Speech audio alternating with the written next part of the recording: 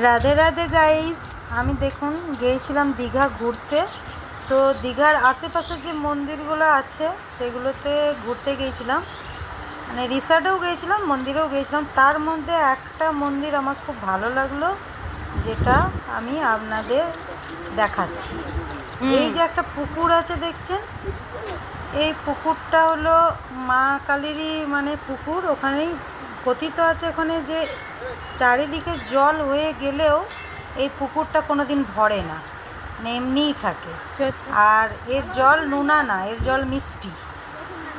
আর এই দেখুন মন্দিরটা অনেক বড় জায়গা নিয়ে আছে। এই যে মন্দিরের মায়ের রূপটা দেখার জন্য কিন্তু ভিডিওটাকে পুরো দেখতে হবে, কি মন্দিরের মায়ের রূপটা কেমন।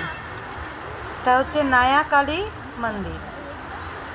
এই দেখুন এই গাছটার কাছে এখানে ভোলা বাবাও বসানো আছে। দেখুন পুরো মন্দিরটা আমি আপনাদের কাছে তুলে ধরছি। ভিডিওটা আমি কষ্ট করে করেছি, যেমনি আপনারাও একটু কষ্ট করে দেখবেন। আর দেখুন সিম্বার মতন একটা ডগিও আছে এখানে, যেটা আমি আপনাদের দেখালাম। এই পুকুরটা নাকি জল ভরে না কোনো দিনই, তাই বলছে ওখানে লোকেরাই বলছে। আর মায়ের মূর্তিটা দেখুন, ভিড় হয়েছিল খুবই, আমরাও পুজো দিলাম। Thank you for the watching.